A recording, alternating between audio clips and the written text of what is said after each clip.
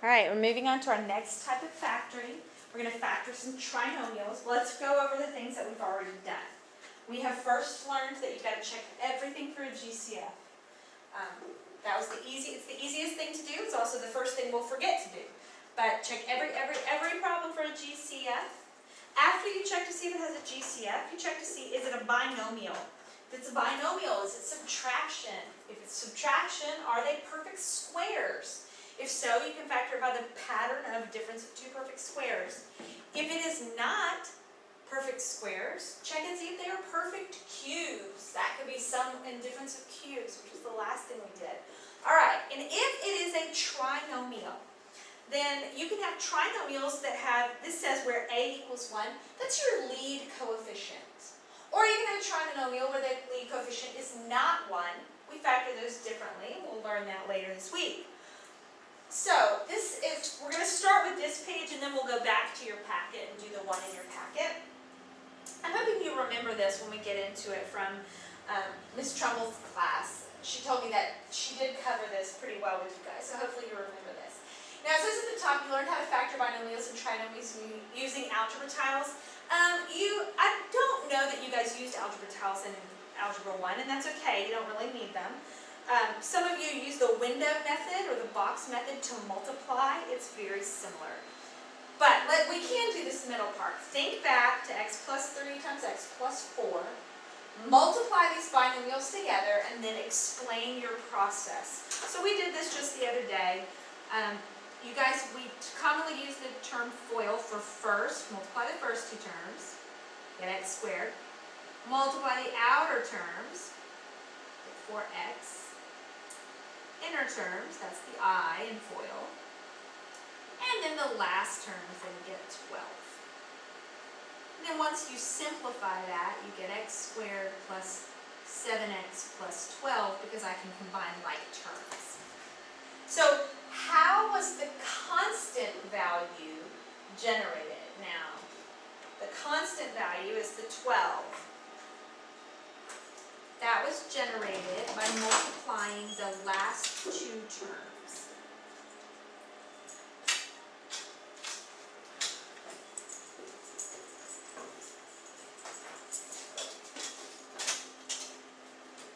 And then how was the coefficient of the x term generated? So how did we get a 7 right here? Well, we didn't get a 7 until we combined like terms. So we had to combine our O and I. So this is your F of FOIL. This is your O. This is I. And that's your L term. So we had to add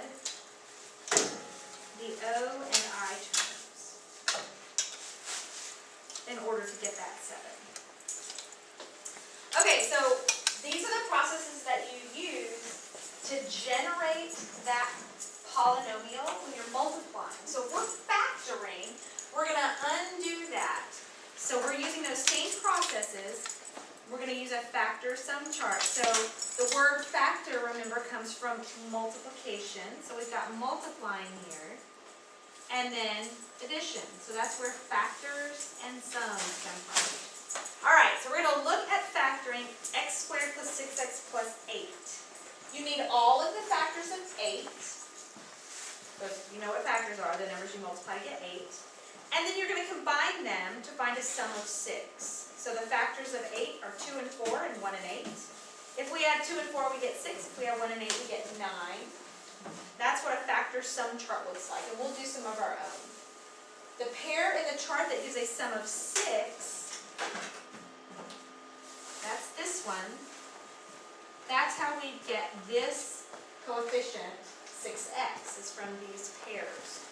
So it factors as x plus 2, x plus 4. Because those are the terms that we combine to give you 6. All right, so let's work one. I've got a factor sum chart created for us. You need factors of the constant to make a sum of what we call the linear term, the one that has just one x on it. So in this case, I need factors of the 24 that make a sum of 10. Okay, well you can just go through and list all the factors of 24. Now you list them in their factor pairs. So 1 goes with 24, 2 and 12, 3 and 8, 4 and 6. Those are all the factors of 24. Now I can sum them and get 25, 14, 11, and 10. Well, I am looking for the set that makes a sum of 10. So I'm looking for this set. That means that x plus 4 and x plus 6 are my factors. Now you're going to get to the point where you're good enough at this that you can do it in your head. And once you can do it in your head, great, do it in your head. But for right now, I want you to use this the factor sum charts. Okay, so remember, you're looking for factors of the constant, so factors of negative 18, that sum to give you positive 7. Now, here's a little different because it's negative 18. So, not only it's going to be, it could be negative 1 and 18, or it could be 1 and negative 18. Because when I multiply those, that's how I get 18. It could be negative 2 and 9, or it could be 2 and negative 9. Negative 3 and 6, or 3 and negative 6. That's all the factors of 18. And now I'm going to sum them. This would be positive 17, negative 17, positive 7, negative 7, 3, and negative 3. Well, remember, you are looking for the ones that give you the middle coefficient, positive 7. So that's this set. So now when I write my factors, because it's negative 2 and positive 9, it'll be x minus 2 and x plus 9.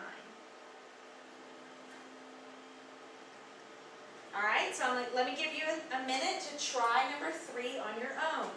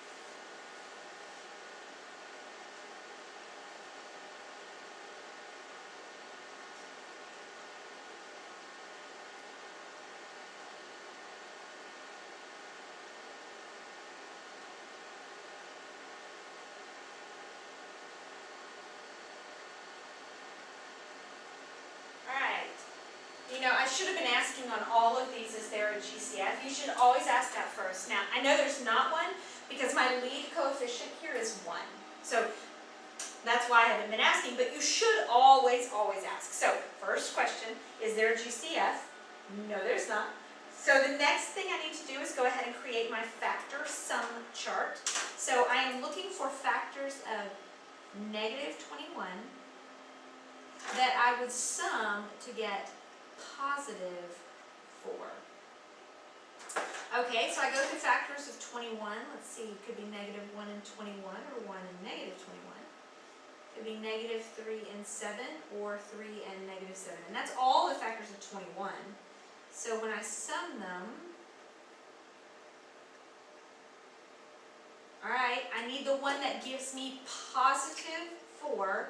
So that is this set.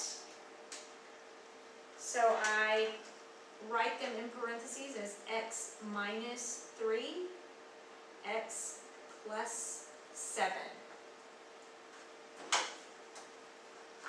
Okay. Oh, now we got a totally different one. Factors and sums. Now, if we were to go through our steps, I would hope you wouldn't make it to a factor sum chart. because I'm going to ask myself, is there a GCF? No, there's not. Then I'm going to ask myself, is it a binomial? It is. Is it a difference? It is. Are they perfect squares? They are.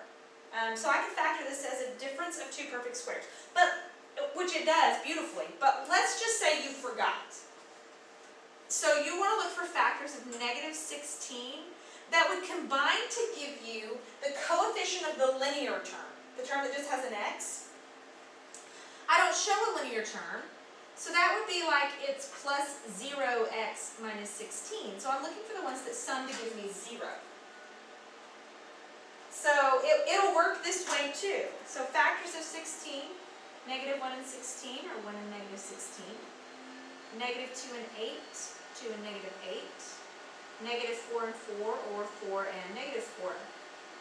This would be 15, negative 15, 6, negative 6. This one gives me 0, and that's the one I need. X minus 4 and x plus 4. That's a lot of work to go through though, if I could just recognize that it's a difference of two perfect squares. Okay, try number 5. Don't forget to ask yourself if there's a GCF.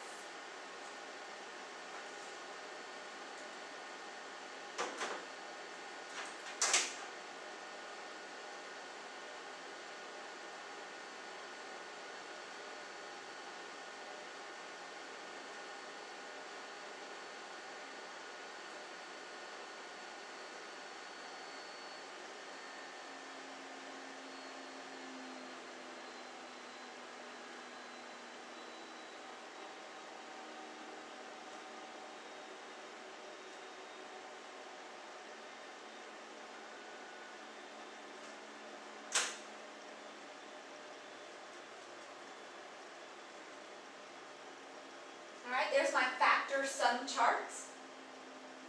Now, how many of you are getting to the point where you can do this without the factor sum chart?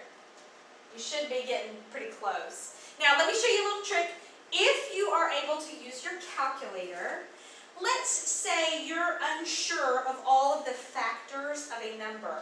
I mean, obviously, 42, 16, we can go through those. But if they give you a crazy off-the-wall number and you just don't know, like a 3-digit number or something, let's say they give you 324. Now, I could go through and figure out all the factors, but if they're going to give me a big number like 324, chances are it's a calculator type question. So just want to show you something real quick in your calculator you can do to help yourself find factors. I can put 324 divided by x in my calculator. Always, whatever it is you're trying to factor in your calculator. Hit enter, and I'm going to hit Control T to pull my table up on the screen. And there's my factors. 1 and 324, 2 and 162, 3 and 108, 4 and 81. 5 isn't a factor because it gives me a decimal. 6 and 54, 7's not a factor, 8's not a factor, 9 and 36, they're factors. So that's one way you can pull up factors if you don't know them. Okay, so now back to the worksheet real quick. Monica factored the problem x squared minus 6x minus 27 and got x plus 9, x minus 3. Did she factor it correctly? Why or why not? Well, you can make your own factor sum chart and figure out factors of 27 that combine to give you negative 6. When you do that, you realize she's got her signs backwards. This would give me a positive 6 in the middle. So I need x minus 9 and x plus 3 in order to get a negative 6 in the middle. Number 7, does x minus 9, x plus 3 produce the same trinomial as x plus 3, x minus 9? You could FOIL them out and see if they produce the same trinomial. But can you just identify right off the bat that they're not the same trinomial? That middle term is going to be different. The middle term of this trinomial would be minus 6x. The middle term of this trinomial, oh wait a minute, these are the same. Ah, these are the same. I thought they'd switch the signs, but they didn't switch the signs. They switched So yes, they're the same. Because, and I've told you this before, multiplication is commutative. It can be done in any order. So they are the same. Okay, so now you have a worksheet to complete. Factoring trinomials where your a value is 1. If you need to create the factor sum chart, go ahead. If you can get correct answers without the factor sum chart, that is okay too.